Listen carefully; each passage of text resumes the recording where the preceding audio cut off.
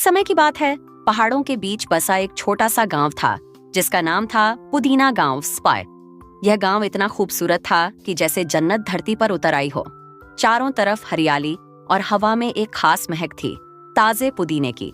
यहाँ के लोग कहते थे कि इस गांव के पुदीने में जादुई शक्तियां हैं। इस गांव का पुदीना खास इसलिए था क्योंकि इसमें जो भी उसे खाता उसे एक दिन के लिए कोई खास शक्ति मिलती।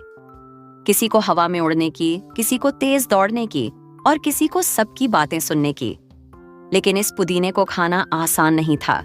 इसे पाने के लिए गांव के बीच बने पुराने कुएं के पास जाना पड़ता था और हर कोई वहां जाने की हिम्मत नहीं जुटा पाता था। इस गांव में एक लड़का था जिसका नाम टींथ राजूअन था। राजू हमेशा से उस कुएं के पास जाना चाहता था, लेकिन उसे डर लगता था। उसकी दादी ने उसे कई बार कहा था कि जादू सबके लिए नहीं होता और कभी कभी यह मुसीबत भी बन सकता है। लेकिन राजू की जिज्ञासा बढ़ती ही जा रही थी। एक दिन राजू ने तय किया कि वह कुएं के पास जाएगा और पुदीने की पत्तियां तोड़ेगा। वह अपने दोस्तों के साथ रात को चोरी छुपे वहां पहुंचा।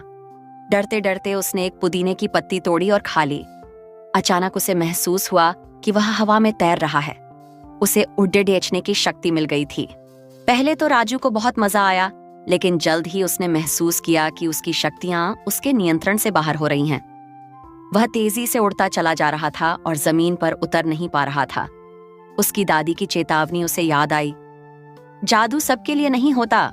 गांव के बुजुर्गों ने मिलकर कहा कि इस जादू को रोकने का एक ही उपाय है, पुराने कुएं में रखी पुदीने की जड़ को छूना। राजू के दोस्त गांव के समझदार बुजुर्ग के साथ कुएं के पास गए और पुदीने की जड़ को छूकर उसे वापस जमीन पर उतारा। राजू ने उस दिन सीखा कि जादू का इस्तेमाल सावधानी से करना चाहिए। गांव के लोग फिर से अपने शांत जीवन में लौट आए। लेकिन अब राजू को समझ आ गया था कि जिज्ञासा अच्छी चीज है, पर कभी-कभी हमें अपनी सीमाओं को भी समझना चाहिए।